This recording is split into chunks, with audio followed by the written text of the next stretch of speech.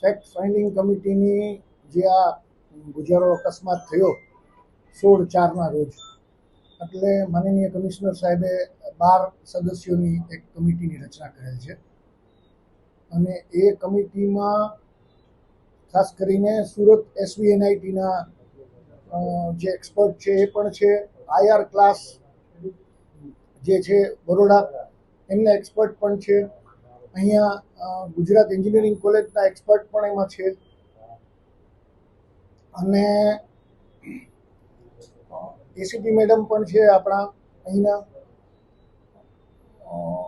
Deputy municipal commissioner Shri પૂર્વ ઝોનની અધ્યક્ષતામાં આ એક ફેક્ટ ફાઇન્ડિંગ કમિટીની રચના કરવામાં આવેલ છે અને આ કમિટીની મિટિંગ 21/4ના રોજ કરવામાં આવેલ છે.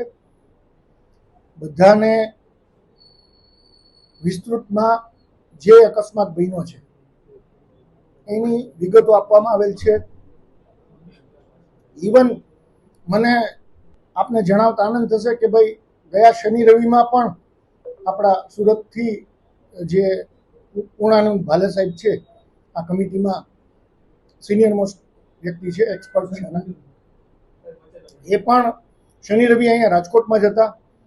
બરોડાની ટીમ જે છે IR ક્લાસની ટીમ એ પણ રાજકોટ હતી. શનિ રવિમાં એમણે પણ બધી જે છે ઝીણવટભરી તપાસ ચાલી રહી છે. બીજું કે GECના જે છે ગુજરાત એન્જિનિયરિંગ કોલેજના જે મેમ્બર્સ છે એ લોકો પણ છે. ઇવન એસીપી મેડમ પણ શનિ રવિમાં તપાસમાં હતા. તપાસ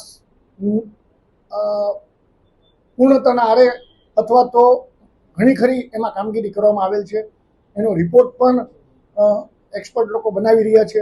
ટૂંક સમયમાં ડેપ્યુટી કમિશનર શ્રી પૂર્વ ઝોન સમક્ષ એ રિપોર્ટ રજૂ કરવામાં આવશે. ત્યારબાદ એ એમના ઇનપુટ સાથે માનનીય કમિશનર સાહેબ સમક્ષ રિપોર્ટ રજૂ કરવામાં આવશે. વિધિન અ વીક અથવા તો વધીને 10 દિવસમાં રિપોર્ટ માનનીય કમિશનર સાહેબ સમક્ષ પુટઅપ કરવામાં આવશે. મેં મીડિયા દ્વારા જાણવા મળ્યું છે મને, મારી પાસે વિક્રમ ડાંગર કરીને કોઈ વ્યક્તિ હજી સુધી આવ્યો નથી.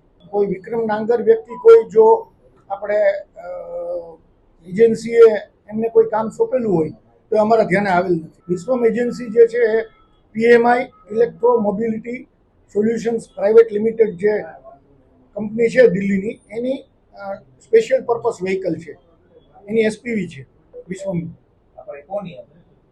PMI કંપનીની વિશ્વમ એજન્સી છે એમની પાસે જ છે. નામ સાહેબ ઋષિભાઈ, ગૌરવભાઈ, મોહિતભાઈ નામ. એ લોકોને એમાં SPV હોય એટલે એમાં શું હોય, ડાયરેક્ટરો હોય, રાઈટ? તો એ ડાયરેક્ટરના નામથી હોય છે. એ દીપેશ દ્વિવેદી કરીને છે ડાયરેક્ટર આપણી સાથે એને એગ્રીમેન્ટ કરેલ છે. એટલે એના વખતના જે ડાયરેક્ટરો હોય છે એ આપણા ડેપ્યુટી કમિશનર સાથે એગ્રીમેન્ટ કરતા હોય છે.